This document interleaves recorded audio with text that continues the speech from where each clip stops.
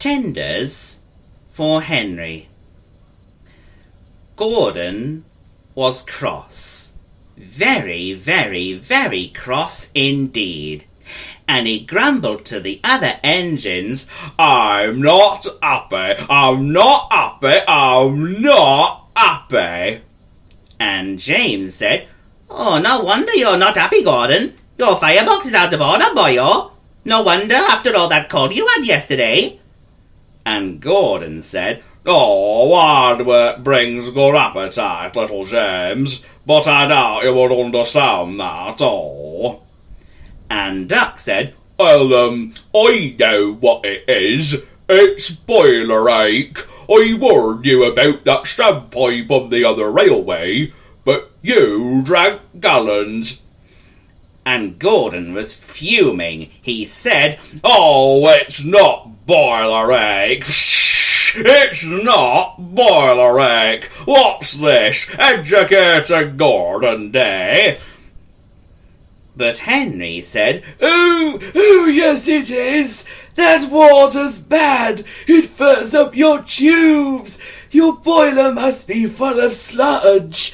Have a good wash out, and then you'll feel a different engine."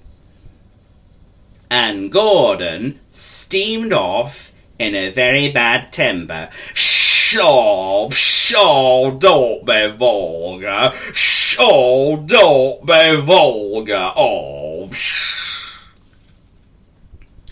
Later on, Gordon backed down onto his train, hissing mournfully, "Pshaw, pshaw, pshaw." And the Fat Controller noticed his solemn face, and he said, "Oh, cheer up, Gordon. Are you all right?" And Gordon said, rather sorrowfully, "Oh, I can't, sir. The other engines say I got boiler ache, but I haven't. Sir, I just keep thinking about dreadful state of the world. Is it true, sir, what Diesel say?" "Oh, well, what do they say, Gordon? What do they say to you, "Oh, well, they boast that they've a polished steam, sir." And the Fat Controller nodded solemnly. "Yes, Gordon, I'm afraid it's true. Diesels are abolishing steam locomotives just like that, left, right, and centre. Gordon gasped in astonishment. "Oh, what, sir? All my Doncaster brothers drawn at the same time as me." And the Fat Controller said, "Yes, Gordon, they're all gone. All that is. Except for one. Except for one." Then the guard's whistle blew, and Gordon puffed sadly away. "Shh! Shh! Oh, the indignity! Oh, the indignity!" The Fat Controller saw Gordon puffing away sadly, and he said, Poor old Gordon, yes, if only we could." And then he had an idea. Yes, I'll ask his owner at once." And then he hurried away to his office, and the arrangements took time, but one evening Gordon's driver ran back, feeling rather excited. "Wake up, Gordon, wake up! The Fat Controller's given you a surprise, look!" And Gordon could hardly believe it. Backing towards him were two massive green tenders, and the engine's shape was very much like his own, and he gasped out loud, "Oh, it's Flying Scotsman! It's Flying Scotsman! Oh, the Fat Controller's brought him to see me! Oh, thank you, sir! Thank you!" And Gordon's toot of joy was drowned by Flying Scotsman's as he drew happily alongside.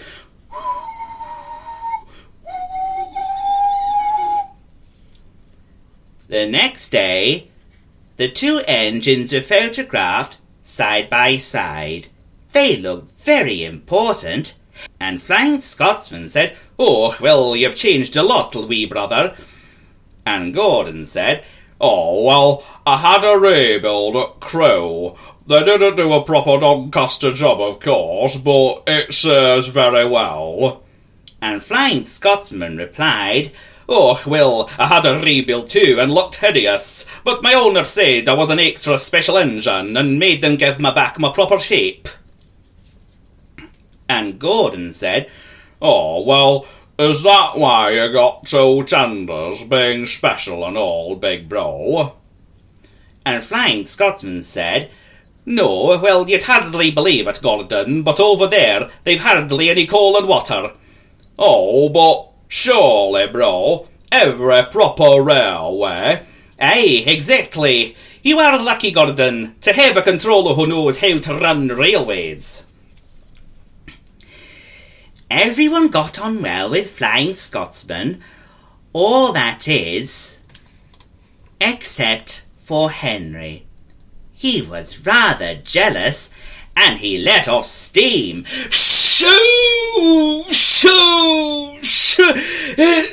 Shoo! Tenders are marks of distinction. Everyone knows that. Why's he got to have two?"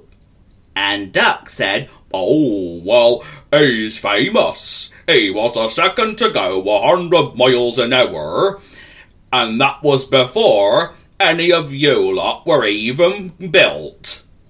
And Donald said, "Oh, well, the other railway has no coal and water, don't you know?" And Henry scoffed indignantly. "Shoo! Shoo! I can't believe that. I never boast, but I always work hard enough for two. I deserve another tender for that. Oh, shh." Then Duck whispered something to Donald. He was going to play a trick on Henry. "Henry, would you like my tenders?"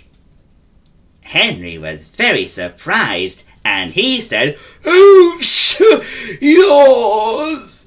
What have you got to do with tenders, Duck?" And Duck said, "Oh, all right. The deal is off. Would you like them, Donald?"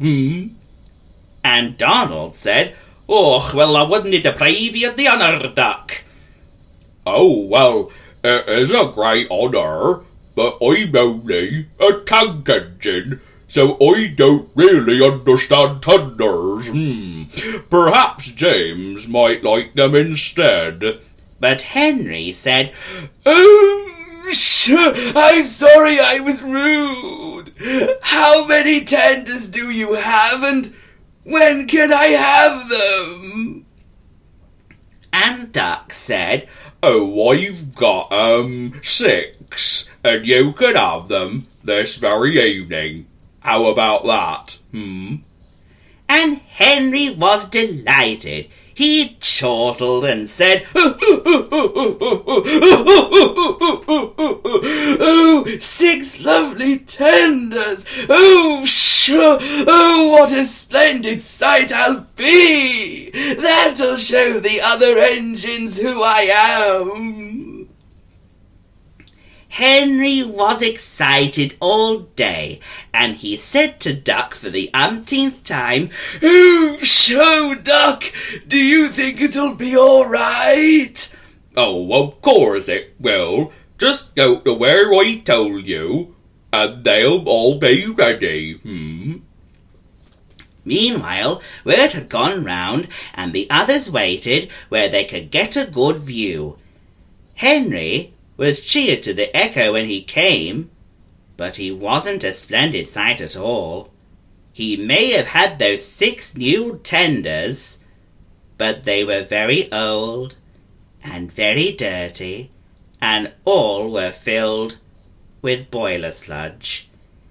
And no particular locomotive said in particular Oh, well, had a good wash out, Henry. That's right. You'll feel a different engine now. Henry was not sure, but he thought that the voice belonged to Gordon.